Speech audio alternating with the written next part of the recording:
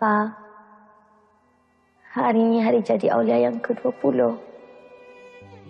Walaupun Aulia dah biasa sambut tarikh ini tanpa mama dengan papa, Aulia sentiasa berharap di syurga nanti kita akan berkumpul sekali.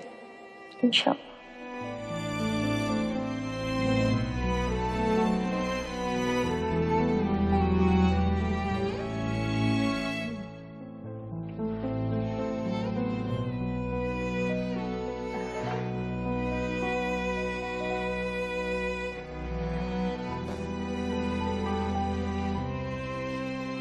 Selamat hari jadi Aulia.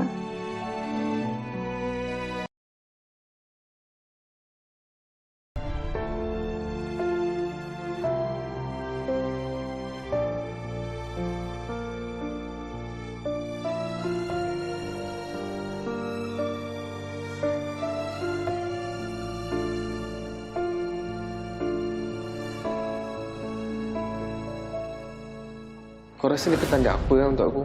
Kau faham kan apa maksud hidayah?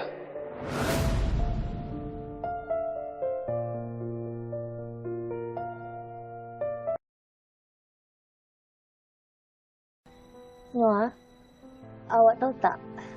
Setiap kali saya ada bersama dengan awak, saya jadi happy sangat. Saya rasa diri saya lebih dihargai.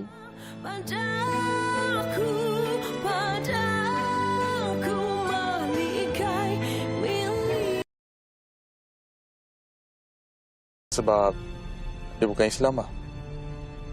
Sekali pun dia masuk Islam, Soleh, abang tak setuju kalau niat dia tu nak kahwin dengan adik kamu je.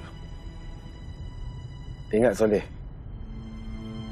lelaki ni diceritakan oleh Allah SWT sebagai pemimpin. Di bawah kita ni ada tugas dan tanggungjawab yang besar. Di bawah kita juga ni kena jaga amanah untuk memelihara wanita. Bukan sekadar nak kahwin aja. Kena tahu tanggungjawab itu penting. Yelah, lepas saya dah text cakap dah balik, orang tu tak reply pun, tak call pun. Yelah, kita tahulah kita siapa kan.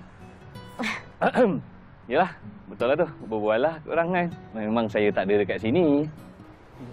Sorry Encik Nasir. Apa awak ni Noah? Encik Nasir ni kan pensyarah saya. Janganlah cakap macam tu. Malulah saya. Awak tak apa. Cik Nasir ni kawan saya. Ya, tapi Encik Nasir ni pensyarah saya kan?